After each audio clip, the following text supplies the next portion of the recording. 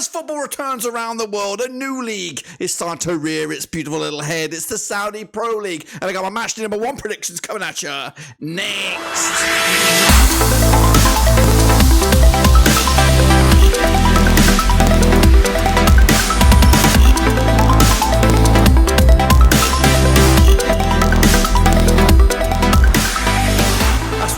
Another prediction video today. We're taking a look at, of course, one of the new leagues, or a league that seems to have grabbed a lot of attention over the summer by grabbing all the hottest talent from around the world. We're talking about the Saudi Pro League, and we'll get to that in a second. Of course, if you're new, where you been, smash your subscribe button, bang on it. All things Saudi Pro League related, Baba Rose related, world football related. We're going to all here, boys, under one roof. I'm taking a bit of a punt here on this one. I don't know how many people are going to be covering this league, so I thought I'd cover it with my real a poor attempt at pronunciation of these clubs. Of course, we are going to have an interactive prediction league, so if you are fancy a bit of a punt to see if you can out-predict me, well, you've come to the right place. We'll get to that, of course, in a second. Of course, big shout out to my VIPs. They are the patrons. You know who you are. But anyway, let's get cracking and have a little look at what we're talking about. We're talking about this. It is the RSL, aka Saudi Pro League, and of course, this is how it ended up last season with Al-Ittihad becoming champions, 5 points clear of Ronaldo's Al-Nassr, who were clear of Al-Hilal as well.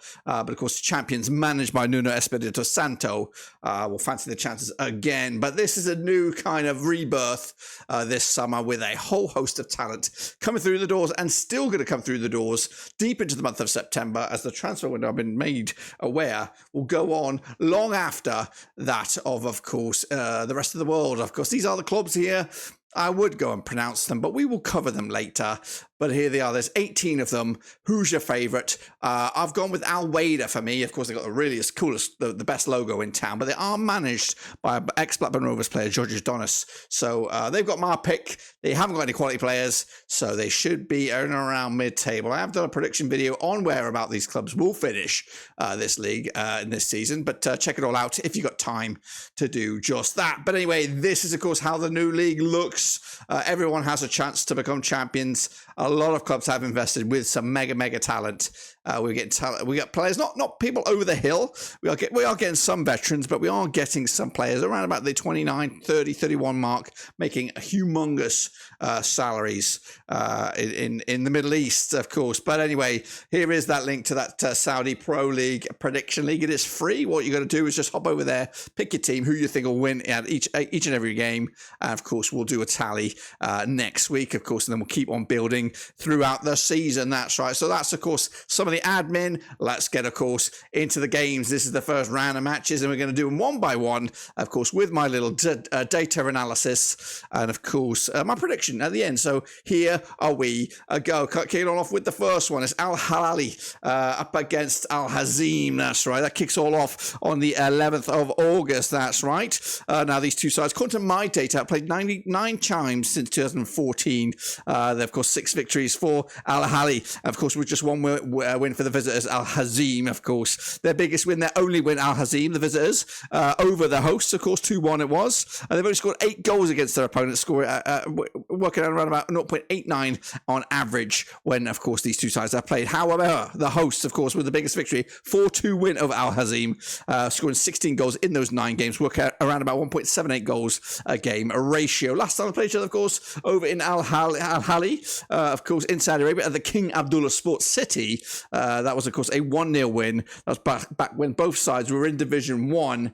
I think both sides maybe got promoted. I don't know. I'm new to this league, so I don't know the ins and the outs of this one. But they are former Saudi Pro League teams. But, of course, 1-0 it was, a last round. I don't have any odds at the moment. I don't know if we'll ever get odds, so I'm going to go with my gut. My gut on all of these ones. And my gut says a 2-0 win for the hosts on this one.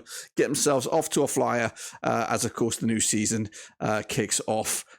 Just like that, then kicking on forward, then who do we have next? We have these guys. It's Al-Tai up against Damac. That's right. Of course, that's taking place on the 12th of August, which will be a Saturday. Correct me if I'm wrong. Played each other 12 times, these two sides, of course, since 2015. 6 wins for Damac, the visitors, 3 wins for the host, Al-Tai. Of course, the biggest win, the host, just the one they will, scoring just 11 goals in the course of those 12 matches, works out around about 0.92 goals a game ratio. Compared to Damac, of course, with the biggest win, 3-1 win way back when. when scoring 16 goals in the course of those 12 matches, 1.33 goals a game ratio heading into their last match. Of course, back in March 2023 in the Saudi Pro League, it was a 3-1 win, that big one, of course, when Damac came out on top. Of course, Damac managed by the Romanian Cosmin Contra, of course, with Kesmir Reksic, your manager for Al-Tai, of course. Again, no odds for this one. Of course, both sides been in very active pre-season, so I'm going to go with my gut. My gut says a 1-1 draw on this one, with the away side picking up a bit of a point. Kicking on forward then, we're going to take a little look at the next one, of course, which is Al-Fayha up against Khaleej. I think Khaleej might be one of the teams that I anticipate to go down.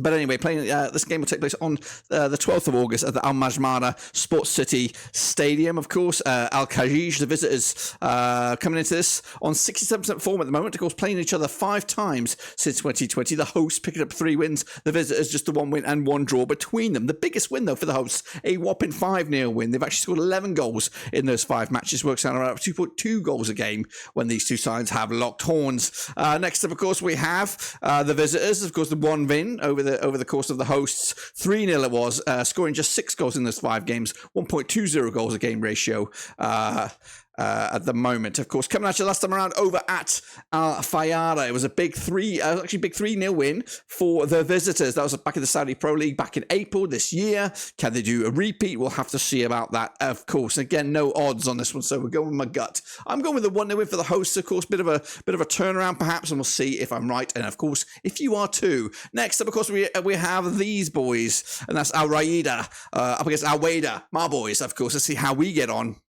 Of course, this coming Sunday, I believe, at the Prince Turki bin Abdul Aziz Stadium. I might be wrong. Maybe where is my Georgie Donis? I'm completely wrong. I don't know where he is. Again, I'm new to this league, and you are too, of course. And these two are new opponents against each other. They haven't played each other according to my data, so of course, coming at them with limited knowledge. Of course, Al-Raed are coming in on 58% form for them, winning 3 of the last 6 games, of course. They may be friendlies. Of course, they're visitors, coming at you with 33% form, winning just twice out of the last 6, of course. Now, these are friendlies. These are also competitive actions. So we're going off basic data, basic knowledge on these two sides, but we're going to go with a 2-1 win for the hosts on this one. Check out the strength and depth of these teams, of course, and make your own assumption as well. Let's kick on forward to these guys. Al-Fateh up against Al-Taawoun. That's right. That's all coming also on Sunday. Now, these two sides locking horns for what will be the 26th time since 2011. 10 wins for the hosts, 8 wins for the visitors, and we've got 7 draws, of course. The hosts, of course, are managed by my governor, Georgie Donis. That's my team. They have the shittest logo, but he's got my backing, of course. Biggest win, 3-0, of course, over Al-Taawoun, scoring 31 goals between the 25 matches, 1.24 goals game ratio. On the flip side, the visitors coming at you with the 4-1 win being the biggest, scoring also 31 goals, also 1.24 goals a game ratio. Last time they played each other over at Al-Fateh, that was a 2-0 win for the visitors, of course. The visitors unbeaten over Al-Fateh over the last 4, just losing once of the last 5 games. So pretty good recent record. Now, these two sides, again, had a up and down sort of friendlies over the course of the summer, but the visitors come in with a 100% success rate over the last 6 games, with Al-Fateh picking up a 67% success rate so far under Georgie Donis. Of course, I'm back in, of course. What am I back in? Back in the host. That's right. Georgie Donis gets my vote. Kicking on forward to this one. Oh, yes. We're into the back stretches now. It's Abha up against Al-Hilal, one of the bigger boys. That's right. They played each other 9 times in 2019. 6 victories for the visitors. We got 1 win for the hosts, of course, and 2 draws between the two sides. Biggest win for the hosts, 3-2 win, scoring just 9 goals in those 9 games, working out around about a goal a game. As for Al-Hilal, coming at you with a 3-0 win with the biggest, of course, over the 9 games. 19 goals scored, 2.11 goal a game ratio. Coming at you the last time we played each other over at the Prince Sultan bin Abdul Aziz Stadium. It was a big 2-1 win. Actually, scrap that was a big 3-0 win for Al-Hilal, of course, picking that victory up back in May 2023. Again, no data on the odds, so I'm going to go with a cheeky 2-0 win for one of the bigger boys, Al-Hilal. That's right. Into this one, then another big zinger chicken dinner is, of course, the champions.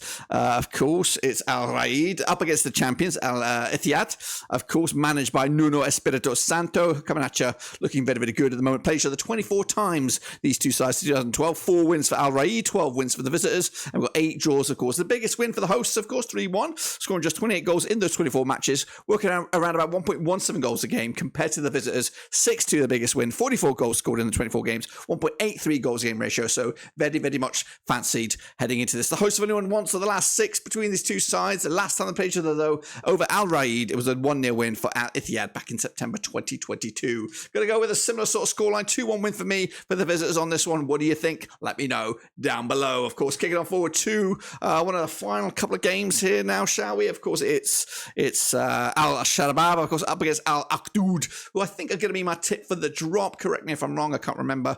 But of course, locking horns for the first time at the King Fahd International Stadium. Of course, Al-Shabab coming at you with 83% form for them, unbeaten in the last 6 games, whether it's friendlies, whether it's competitive, who knows. Oh, up against Al-Akhdud, coming at you on 50% form, winning 3 and losing 3 over the last 6. Again, not much to work from this one. Got to go with your gut feeling. My gut feeling goes with the home victory here, 2-0 win for Al-Shabab on this one. And then I think we're up to the final, the penultimate game here. It's Al-Fateh against Al-Nassr. It's a big one. It's a heavyweight crunch clash. I think it's Ronaldo up against Steven Gerrard. That's right. What a zinger we have on our hands here. 21 times they played each other since 2011. We've got 5 wins for the hosts. We've got 10 wins for the visitors. And we have 6 draws, of course. The biggest win for the hosts, a 2-0 win. They've actually scored 27 goals in those 21 games, 1.29 goals game ratio compared to Ronaldo's boys. Of course, 2-0 win, the biggest win. 33 goals scored in those 21 games, 1.57 goals a game ratio. The last time played each other over in Al-Ettifaq, it was a 1-1 draw